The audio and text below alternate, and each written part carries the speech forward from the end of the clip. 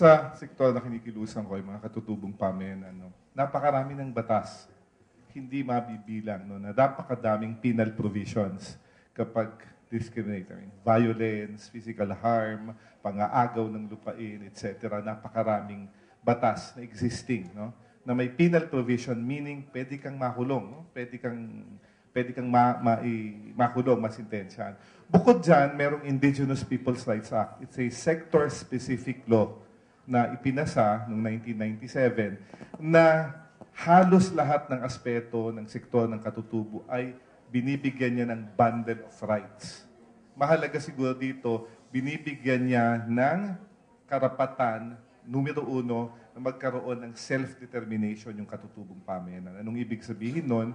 Na binibigyan ng batas ang katutubo na magdesisyon sa sariling pagpapasya. Hindi pong pwedeng diktahan na sabihin mo, uy, mabinyagan ka na at maging Kristiyano ka. Bawal yon, Ano pa ba? Binibigyan sila ng karapatan na ipaglaban yung practice ng kultura nila.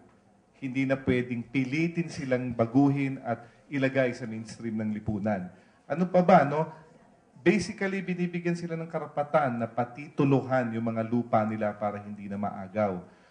Itong mga karapatan na ito ay, again, pag nilabag mo, may penal provision, pwede ka makulong, Merong injunction power yung mismong komisyon na siyang itinayo para siguruhing mapatupad ang Indigenous Peoples' Rights Act, Pero again, like I said, kahit alisin mo pa yung mga specialized law, napakarami ng existing laws na nagsisiguro ng karapatang pantao ng bawat mamamayan sa Pilipinas. Sa amin naman, sa positive community, based on our experience, very effective yung approach, yung peer-to-peer approach. Kami mismo, as person living with HIV, tapos tatawag sa amin ng DOH na merong bagong diagnose ng HIV, nade-depress siya, umiiyak na siya. Kami na yung pumupunta, kami na yung nagka-counseling sa kanila, providing psychosocial support, para hindi, kahit sa sarili niya, although napakahirap on our part, kasi kami rin, pasyente din kami. So, inaano namin siya, binibigyan namin siya ng paano mag-coping mechanism na, gaya na sinabi ko, HIV, it's a preventable and manageable disease. Para lang siya ng diabetes. Ni-inform namin siya na we can still live a normal life like others can do.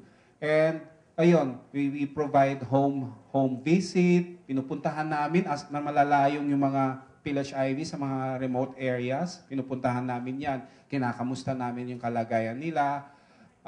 Iba kasi yung support group. Malaking bagay yung support group kasi dito nila pinanghuhugutan yung lakas kung that their life can still be productive. Sa sektor naman ng mga may kapansanan, syempre nandyan yung opisina ng National Council on Disability Affairs at syempre nandyan yung DSWD na siya talaga namang yung iba karamihan pumupunta doon at doon nagdudulog ng kanilang reklamo. Pero syempre pwede rin naman pong dumiretso sa pulisya, sa mga kung gusto mo magsampa ng kaso, pwede naman. Pero kasi ang pagkakaintindi ko doon sa tanong mo, saan at ano yung pwede ninyong gawin, Sa akin, sa mga may kapansanan siguro sa mga ibang nadidiscriminate na grupo, siguro kasi hindi naman kayo mga bata Sa totoo lang, may mga isip na kayo at alam niyo kung ano yung tama. So kung meron kayong mga kapatid, mga pamangkin, na halimbawa, nakakita ng kakaiba, ay, ka-wheelchair, pilay, kasama ninyo. Sana, kayo na mismo, alam na ninyo ngayon na discrimination yon. Kayo na mismo i-educate ninyo yung kasama ninyong bata. Sa totoo lang, ako kasi bilang may kapansanan, ayos lang sa akin kapag may bata na nagsabi na, ay, pila yun, naka-wheelchair, ganyan. Minsan, ang dami-dami pa nilang sumusunod. Okay lang sa akin yon. Ang hindi okay sa akin, kung merong kasamang matanda yung bata at nagsisisigaw na gano'n, pilay, mataba, at natatawa pa yung kasamang matanda, sa akin, yun ang medyo unforgivable. So bilang mga bata, bilang mga estudyante, na meron kayong mga kamag-anak, mga kapatid na gano'n, i-educate ninyo sila. I think that is the best way. That's one thing we can do. Diba? So, yun po.